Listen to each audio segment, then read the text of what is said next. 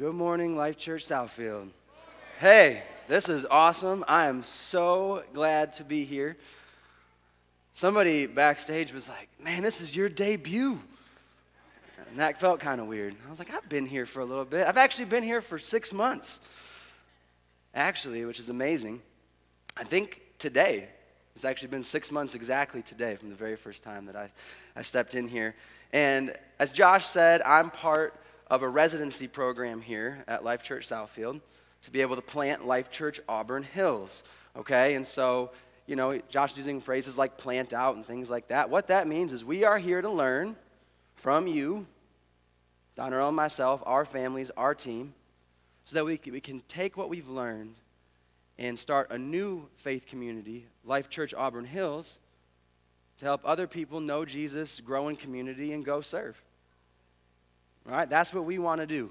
And that is a dream that I've had for a really, really long time. And I'm going to get into that. And today, we're going to focus on that going to serve. All right, that's where we're going to go. But I want to introduce myself even a little bit further in case you guys haven't seen me. First, I have a lovely wife and 2 lovely children. We could put a picture of them up there. Some of you have seen them. Okay, that's my wife, Lindy. We've been married for 8 years this July. Okay, we got 2 kids. You see Marguerite. Oh, thank you. I appreciate the claps. It's kind of bizarre to me to think about, but Marguerite's 5, CK is 3. And before being here at Life Church Southfield, I spent 5 years in full-time ministry with Kensington Church, working with high school students, college students, young adults. The last 5 years I've done the same, just directly at Oakland University. You can add international students to that mix. And some of you may know that. Some of you may not know any of that. But I can almost guarantee all of you in here know me from one place, which is out there in the parking lot. Okay? Yeah, there I am, right? That's my vest. That's my happy place out there. Guys, the people around here, they can attest. If you have people on the team here, on the staff here, they know I'd rather be out there than right here, right now. Even though it means trying to stop you from getting to your favorite parking spot. Even if it means me, no, go backwards through the circle. Park over here. No, you guys go to the back. I don't even know what I'm saying half the time. Just making it up as we go along. But 5 weeks ago, when it was Easter Sunday, we decided to launch this parking team, and I jumped at the chance. And the reason I jumped at the chance was because my family, some of whom do not follow Jesus, were coming that day. And I wanted to make sure that they had a front row spot so that they might come back. And you see, I'm a little biased towards guests and new people because that's who I've been. I've been a guest. I've been a new person. I want to tell you a little bit more of my story because I wasn't always the person who was jumping, saying like, I'll run the parking team.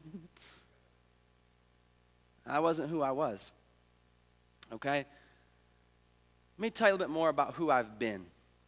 Go to that next picture of me, all right? Yeah. Now, I can let you guess how old I am in that photo. Some folks would be like, you middle school? That was actually the second year of college, strangely. Okay, and I kind of looked like that from 14 to 19, unfortunately.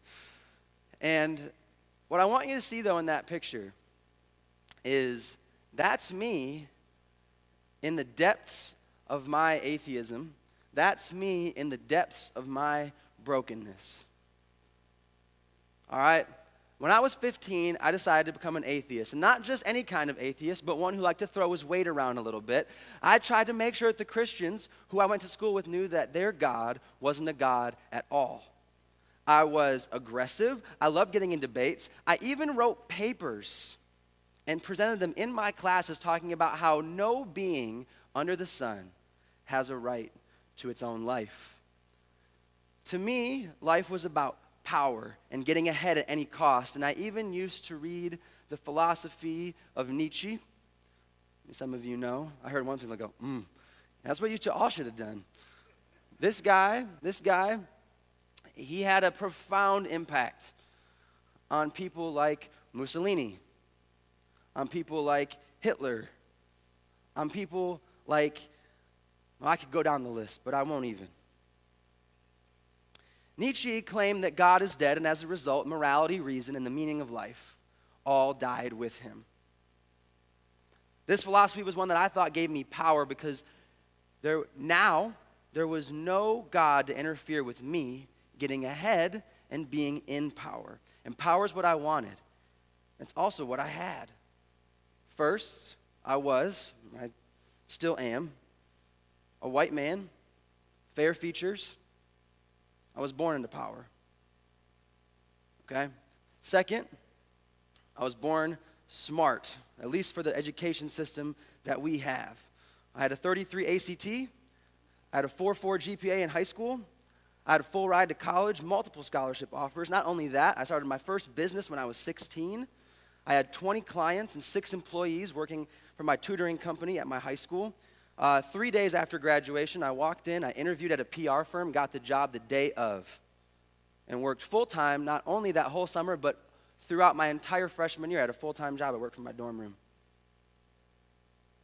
The thirst for power that I had, okay, that same power that Alan was talking about during the message last week, it made me insufferable. It made me angry. And most of all, it made me really, really lonely. I tried to use all the money I had and the influence I had to make me happy, but it didn't work. I was very lonely. And so when I came to college, which was at Oakland University, I had a girlfriend who was the only person I knew. In fact, she was the reason I went there. We broke up 3 months into school starting. And I started hanging out with a group who would throw these parties, and I would go to the parties. And they were drinking, and they were doing drugs at these parties, but I didn't want to do that because I come from a family where addiction's really prevalent. And I was worried that if I ever got into some sort of addictive behavior, guess what it would limit? My ability to be powerful. I mean, I couldn't even live for pleasure right because I was so committed to having power. Now, at these parties, I met a few other people who weren't drinking and doing drugs, and they were Christians. I think they assumed I was one too. One girl definitely did, which she took me to church a couple times. I was interested in dating her, and she asked me, "What's your testimony?" By the second time we left church, and I was like, "What's a testimony?" I had no idea. I told her what I believed, and she was, I don't know if we should be hanging out anymore. But they would invite me to church. Many, many times I refused their invitation, but they kept loving me. And even at one point, they threw me a surprise birthday party. For me, the insufferable atheist, they met my need of loneliness. And it set up a major change of heart in me because one day I decided to pray to their God to help me out of a difficult situation. Okay? And their God, who they called Jesus, answered me in a powerful way. It was so powerful, in fact, that I became a follower of Jesus in like that moment. All right? Yes. In fact, it all happened so fast, I started calling up everybody saying, "So I think I'm a follower of Jesus now." I didn't even realize I was sharing my testimony. I just said, "What do I do next?" And one of them said, "Hey, you should help out with our college ministry." Fantastic. 2 weeks later, I'm the graphic designer, like marketing person for their whole college ministry at Oakland. It was a shock to me. It was a shock to them. I think it was a shock to everybody. I started to become just as strong of a Christ follower as I had been an atheist before. And at the end of my first year of being a Christian, I was faced with a major decision, okay? So my success didn't diminish when I became a Christian. In fact, it kind of got better. So I had one job that I kind of got it at the very end of my junior year. And it was as a subcontractor doing web development for a company in Ohio that it was an IT company. They wanted to move into web design. And they said, "How much do you charge to help lead our company in this direction?" I was like, "How much do I charge? I don't know the answer to this question." So I just threw out a number. I was like, "How about $55 per hour?" They said, oh, that's great. That's a bargain. Rats. Okay. Hey, but I'm 20. I'm making $55 an hour from my home. I had to go into the office once a week. Guess what else? I had this full ride scholarship. The girlfriend I had at the time, she had one too. So you know what that means? We could go anywhere in the whole world that OU has a partner and study abroad for free. Then the same group I was with and had become a part of, this college ministry at Oakland, said, hey, would you like to go into this internship at the church? Now, we can't pay you. You have to raise all your own money. But we'd really like to have you use your gifts and help us continue to reach people. That didn't sound very good, especially compared to the other two. But I prayed. And you guys can get the idea. Where'd I wound up? In that internship. Okay, and I thought I was going to do graphic design and web design and all the things I was good at. But, you know, in churches, things change. And through this series of difficult circumstances, guess what happens to me? They hire somebody else. He does all new branding for everything. I'm calling up people who are mad that I'm a Christian. Like, hey, would you give money to my internship? Meanwhile, at the internship, this new boss that I have that I wasn't bargaining for, he is redoing all the stuff I just spent a year doing. I wasn't happy about it. I started acting out a little bit. You know what that gets you? That gets you a job as the setup and tear down person. Midway through the year, that's my job. Church goes on. Volunteers are getting there like 5:30 in the morning. They're working all the way there till 2. Guess what my shift, people I got to find to do volunteering, starts at 3 p.m. to start moving couches out of the basement and pool tables out of storage to go create this big party for all these high school students. I got to find volunteers at 3 in the middle of NFL Sundays. And I got to find another team that's ready to come in at 9 p.m. and tear it all back down and put it back. And I'm paying to do this. That's at least how I felt. Okay? Now, some of you are hoping that this story changes and is like, oh, yeah. But, you know, after that year, I realized, man, this is so bad. And I went back, I got into business, I started making big money, and I became a young millionaire. And that's why I'm here. I'm a representative of FPU. Come from Dave Ramsey's organization. But you all know I'm not here for that. Some of you may hope I'm here for that. Some of you may hope that for yourselves or your children or even your grandchildren. But that's not why I'm here. In my role at OU the last 5 years, do you know how I'm known most of all through campus? I got some of my friends from OU here today. The number one name I've been called in the last 5 years is, oh, hey, aren't you that guy who moves the furniture? Now, this isn't the furniture from the church. I helped found a nonprofit, kind of on accident, that reaches out to international students. And what we do is we provide free furniture for them. They can go on our website, they can order it, and we put it in our truck and we go deliver it right into their door. The university rolls out the welcome mat for us to be able to come to orientation and meet all these students. Here I am, today. If I walk through campus right now, most people are like, wait, aren't you the dude who moves all those couches?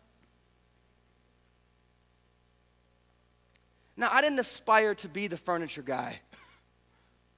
You know, I didn't get that ACT score and all those scholarship offers and be like, you know what I want to do? I want to move couches for people who can't even pay me. You know what I want to do? I want to be the setup guy. I want to move pool tables on a Sunday afternoon.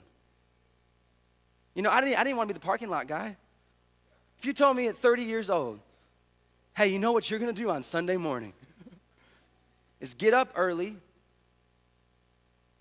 while your family's still at home, get here, put cones out, and get ready to welcome people to a church. I'd have been like, man, this ain't right. This ain't right, but I'm so glad that that's who I've become because of Christ. So, I'm here because I'm willing to tell you a story of when I left my privilege, my advantage, my potential wealth to serve other people. Even when I didn't like it or completely understand it, I became enriched. And when I decided to give my time and talents and money to the benefit of others, I felt so much better about my existence. And I had peace. And when I stopped worrying about that, what someone else could give me, and started worrying about what I could give others, no matter how small it was, I now had real purpose. Okay? When I became willing to meet the needs of others, I now began to have the power to actually change a person's heart. Okay? Let me say it another way. The power to change someone's heart begins with being willing to meet their needs. That's right there. If there's one thing you take away from today, you can take a picture of that. That's all I want you to know. The power to change someone's heart begins with being willing to meet their needs. Now, some of you may be asking, I would have been atheist me. Yeah, there he is. Why is that so important? Why does changing a person's heart even matter? Why is that important? Can you go back to that picture of me, actually? Thank you. I want you to look at him. That's me. I was successful. I was smart. I had an extremely bright future by all standards of measurement. Now, with what I told you about what I was like and what I believed, would you want me to date your daughter? Nervous laughter is appropriate. What if I wanted to marry your daughter? What if I wanted to raise your grandchildren to believe that God was dead, there was no meaning in life, and the only thing that mattered was getting power at any cost, which was fine because morality did not exist? What if I was influencing your daughter or your grandchildren to believe there's no morality, they could literally do whatever they want without consequence? I think I know the answer, but I hope that no one would raise their hand if I asked, who would want this dude with no morals at the family reunion?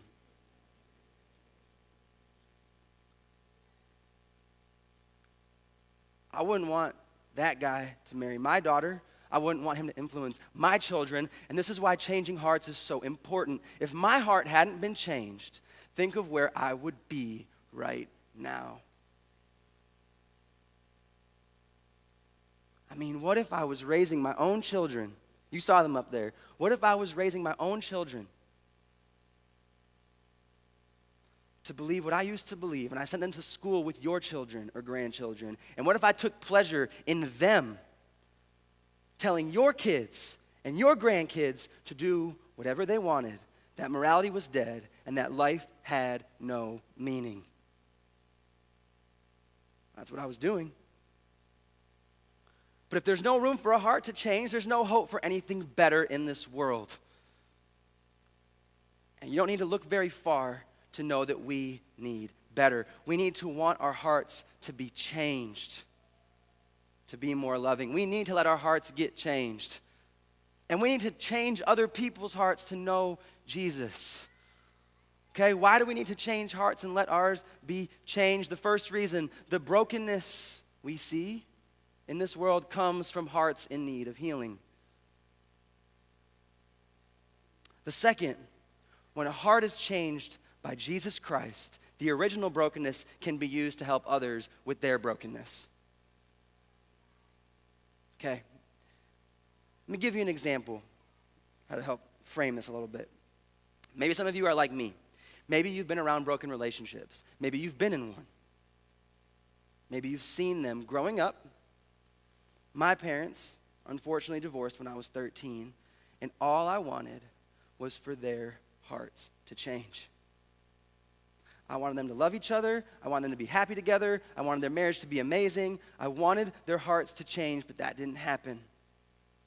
Their marriage was broken, and their hearts needed healing, but unfortunately, Jesus is not where they turned, and Jesus was not where I turned either. I had a heart in need of healing. But instead of having Jesus change my heart to be able to help heal the brokenness in me, I decided to go on and I wound up hurting other people, causing more brokenness. And as a result of my broken heart, I became codependent, jealous, lusted after women. I developed a pornography addiction that I talked about probably a few weeks ago now, right here on this stage. I desperately wanted girls to like me, and when a girl finally did like me my sophomore year of high school, I quickly became sexually active. And when that girl stopped liking me, I cheated on her with another girl. And after some months, that girl became pregnant. And we didn't know what to do, and we wound up terminating that pregnancy 3 months before my high school graduation. I didn't tell anybody that. Without a changed heart, without a healed heart, my decisions led to more and more and more brokenness, which included harming other people, and these are deep regrets that I still carry. Now, I don't want you to raise your hands. I don't want you to stand up. But I know that some of you are like me. I know that you have hearts in need of healing. And as a result of the brokenness you've experienced, you've hurt other people. In this room, we aren't perfect people. We are all too human. We are all people who have hurt other people. But there's good news. The good news is the same for me as it is for you. Jesus came. That's right. Jesus came. And he came to change my heart, and he has the power to do it.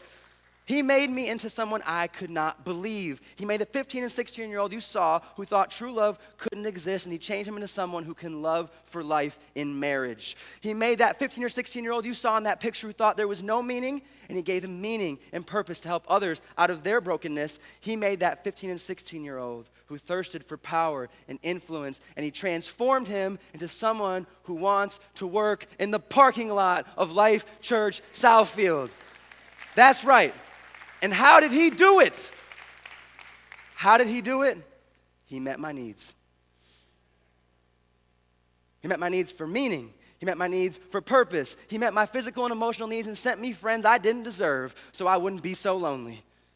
Most importantly, he took away my guilt and my shame for the horrible things that I did to other people. He did that for me. He met my needs, and in so doing, he changed my heart, and I know he's done that for some of you as well. So last week, we talked about this throne of power in our hearts. We talked about getting rid of the desire for power over people in our lives and instead letting Christ sit on that throne. And we talked about how Christ did not come to get power over us, but what did he do? He came as a servant. He didn't come to be served. He came to serve us. Christ understood and shows us that changing someone's heart begins with being willing to meet their needs. And I want to take a closer look at this principle. Okay? We're going to go to Acts 3 to look at it. We're going to go to Acts 3 to look at it. Little background. This story comes after Jesus is gone from this earth. And the people who he entrusted to start his movement, the movement that we call the church.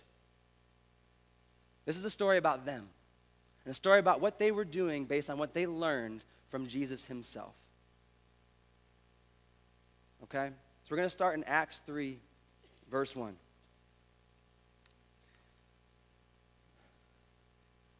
We got that up there on the screen? Perfect. Peter and John went to the temple one afternoon. These are two of Jesus' followers. To take part in the 3 o'clock prayer service. And as they approached the temple, a man lame from birth was being carried in. Couldn't walk. Each day he was put beside the temple gate, the one called the Beautiful Gate, so he could beg from the people going into the temple. And when he saw Peter and John about to enter, he asked them for some money. Peter and John looked at him intently. And Peter said, "Look at us." The lame man looked at them eagerly, expecting some money. But Peter said, I don't have any silver or gold for you, but I'll give you what I have. In the name of Jesus Christ the Nazarene, get up and walk. Then Peter, I love this, he reaches down, he took the lame man by the right hand, and he helped him up. And as he did, the man's feet and ankles were instantly healed and strengthened. He jumped up, stood on his feet, and he began to walk. So let's pause here, okay? Some of you know what I'm about to show you. So if you already know, my apologies. But what I'm about to show you is a way that I go through the scriptures in order to help me understand what it's saying, okay? It's really simple. Now, I go to that next slide. The first thing that we do, any Bible passage, at least I do, is observe. What's going on? I ask some of those W questions. Who, what, when, where, what's happening? The second thing I'm going to do is I'm going to interpret. Why is this happening? What is this supposed to say? What does this mean? And the final thing I'm going to do is I'm going to apply. I'm going to try to apply it to my life. Okay? So, where are we? We're in Jerusalem. It's a festival time. We're outside the main temple, the main house of worship. And we're seeing this lame man, a man who couldn't walk from birth, being carried to the gate to beg for money by some people. And we also see Peter and John, two of Jesus' trusted friends and leaders, interacting with this man. And what's going on? This man is begging for money, seemingly something he does every day before a prayer service is due to start. So Peter and John talk to this man. Instead of giving him money, they heal him by saying so in Jesus' name. Peter and John also claim that money they don't have, but they do have healing power, and they offer it freely. So what can we interpret? In front of Peter and John, there was a man with a great need, unable to walk from birth. And I believe it's reasonable to assume that he desired money to be able to eat or drink, because without the ability to walk, he certainly couldn't work. If you go to the next slide, there's a Bible scholar, David Guzik, who puts it this way. The lame man simply wanted to be supported in the condition he was in. However, Peter and John have a different idea because Jesus taught them that their priority was to change people's hearts, starting with meeting their real needs. Guzik continues, God wanted to completely change his condition. And when Peter and John gave him no money, we might have heard him complain, you don't care about me. You don't support me. Look at the mess I'm in. But Peter and John have no interest in supporting him in his mess. Instead, they want to transform his life by the power of the risen Jesus Christ. Amen and amen. Peter and John, they don't shy away from the main need in this man's life, his inability to walk, which hinders his ability to work, have income, dignity, a home, a heritage, a marriage. They are willing to stop and meet his need. Now, where do they learn this? Let's back it up to when Jesus was alive. Okay? One of the very first interactions Jesus has with Peter. Okay, we can put that one on the screen. This is from Mark 1. Here's Jesus. Peter and a couple others with Jesus have been at the synagogue. They're walking home from church. And what does Jesus do? As soon as they left the synagogue, they went with James and John to the home of Simon, who Jesus would later rename Peter and Andrew. And Simon's mother-in-law was in bed with a fever, and they immediately told Jesus about her. So he went to her, took her hand, and helped her up. And the fever left her, and she began to wait on them. And here's Jesus. He's stopping to meet the need of Peter's mother-in-law on the way home. It changed his mother-in-law's heart as she immediately began to serve. And I believe it changed Peter's heart as well. He saw Jesus be willing to stop and meet a need many others may feel was insignificant or beneath them. But it was meaningful to who? To Peter. Now, here, Peter's with his friend John, doing the same for this lame man on their way to church. They didn't even make it in. Okay, and before we really see what this means for our lives, I want to finish this story. We continue. Then, walking, leaping, and praising God, this lame man, he went into the temple with them, and all the people saw him walking and heard him praising God. And when they realized he was the lame beggar they had seen so often at the beautiful gate, they were absolutely astounded. They all rushed out in amazement to Solomon's colonnade, where the man was holding tightly to Peter and John. Peter, oh, I love Peter. Peter saw his opportunity, and he addressed the crowd. And while Peter and John were speaking to the people, they were confronted by the priests. Where would they have been? Inside. Right? The captain of the temple guard, some of the Sadducees, and these leaders were very disturbed that Peter and John were teaching the people that through Jesus there's a resurrection of the dead. They arrested them, and since it was already evening, put them in jail until morning, but many of the people who heard their message believed it. So the number of men who believed now totaled about 5,000. Let's do a little bit more observation. The man who had not walked since birth is suddenly walking, leaping, and praising God. Now, it took me a while to learn how to walk. I got a 3-year-old. He can still barely jump. And this guy's all of a sudden just walking, leaping, but what's more important? Praising God? I mean, think about this man. If there was ever a man who had every right to be angry with God, is this man. I'll be the first to admit, if this man said, man, my life's awful and I hate God, I don't know if I'd be the one to say, yeah, I don't know if you want to say that. Because what do I have to say to a man who's never been able to walk, never been able to work, who's carried out every morning to beg? What do I have to say to that man? Nothing. But his heart changed because the followers of Jesus were willing to stop and meet his need. And it's not the only heart that's changing, right? We got this whole crowd showing up. Whoa. This dude can walk? How'd that happen? Oh, it's those two? I'm going to listen to them because I got some needs that need meeting. I mean, if the dude who sat here begging every week is walking and jumping, maybe there's hope for my marriage.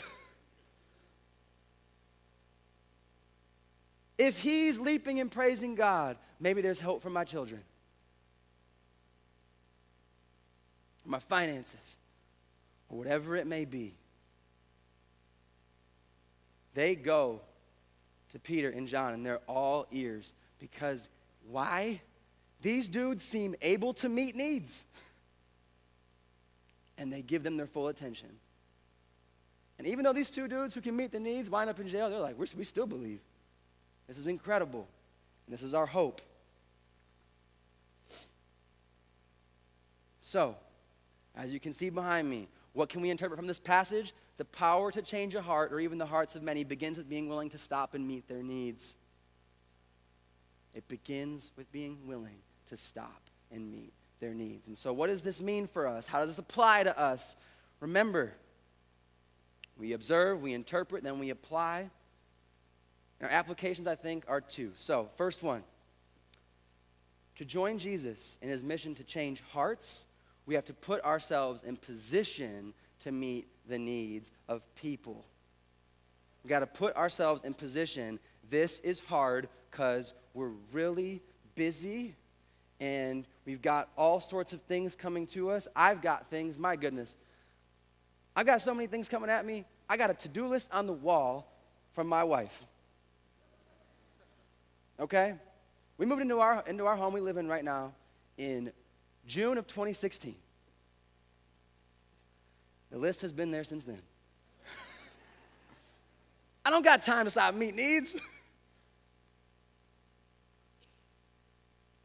Look, it was the same way at OU. The need that was right in front of my face as I started to meet these international students. Hey, I don't have a bed. I don't have a desk. I don't have a car. I don't have transportation. I mean, you think about it for a minute. These are like the most brilliant scholars. Oh, you know what? Hey, how about I just fly to a different country where I don't know anybody, and how about I learn like my PhD in computer science from people speaking a different language than my mother tongue? I mean, these people are brilliant. I'm humbled every time I'm around them. I can't figure out how to get a bed. Because I don't have a car. Because guess what? When you first arrive in Michigan from a different country, you can't get a license for 30 days. And when you get a license, guess how much it costs just to pay liability insurance as a first-time driver from a different country? You're looking at about $2,000 for the first 6 months. If you pay for the whole 6 months, then you got to buy the car. And you got to pay full price. And not only full price, but some extra bonus stuff. Go to the next slide. Here's me. That's me in my trailer. That's what I bought for $500 and hitched it to my rusty old minivan and started picking up furniture and driving it around to students. I didn't have time for that. My wife didn't see me some nights, but it brought me in the door. You go to the next slide. We upgraded. Major upgrade. All right, the unmarked U-Haul. The beacon of trust. That's Kyle in the picture. He actually moves the furniture now for me, thank the Lord. And he pleads with me. He's like, can we wrap this truck, man? Like, I'm driving around. Can we put like a logo on it or something? People wonder where I am and who I'm coming from. And I'm like, nope, we don't have the money for that. But because of our willingness to meet needs, guess what? Been about a dozen international students who didn't know about Jesus, who have come to know Jesus. We're getting baptized. We're leading other people. That's what I'm talking about. Second application. We need to be willing to meet needs. We've got to have a desire to see hearts change, okay? So, I played basketball. I never started. Okay? I was slow. So, I say I'm slow. Look, I'm short. I'm not very strong. I'm also slow. That's, you think about the little short guy on the team, it's like, at least he's fast. I wasn't fast either. What I was known for was I was the dude, I can't believe I'm admitting this. I was the dude who had the floor burn because he dove on the floor for all the loose balls. That was me. Claim to fame. Taking the most charges. Desire plays. Okay? Maybe it's not basketball, that's your game. Maybe it's the shopping spree and how many things you can fit in your cart in 5 minutes. Maybe, you ever seen how crazy people go to get a free t-shirt? That's the kind of desire we need to have to have hearts change. Peter had it. He saw his opportunity, and what did he do? He didn't miss. He took it. He desired it. So, what does this mean for us? Let's break it down to Life Church. Let's go to the next slide. I believe we have to be willing to ask dangerous questions. To be better, people who better meet needs. Okay? So, the first question we need to ask, why is this the way it is? I got little kids. Some of you probably sat around my son in here. And right now, okay, we are in the works of getting a nursery all set up.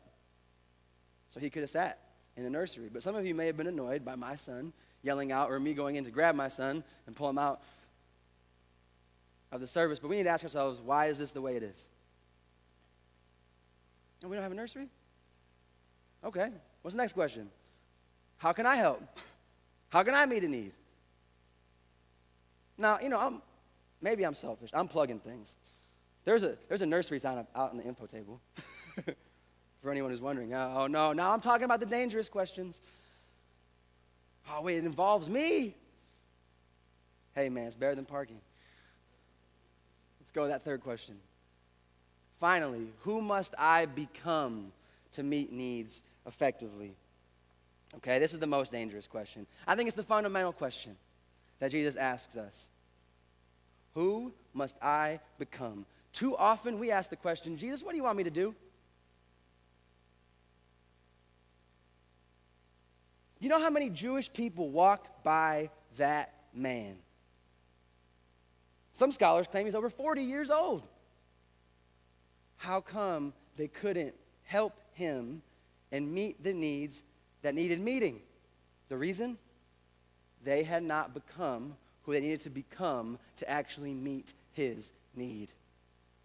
But Peter and John had become the kind of people who did. So what did they do? They walked right up. Come on up. We need to ask this question. Who must I become? When we're in crisis, we go to the people who got degrees because we know they've become the kind of people who can help. But for us as Christ followers, it's the same. Who is Jesus asking me to become? To live a life full of peace and full of purpose and full of energy and full of love and service to other people so that their hearts can change, so their legacies can change.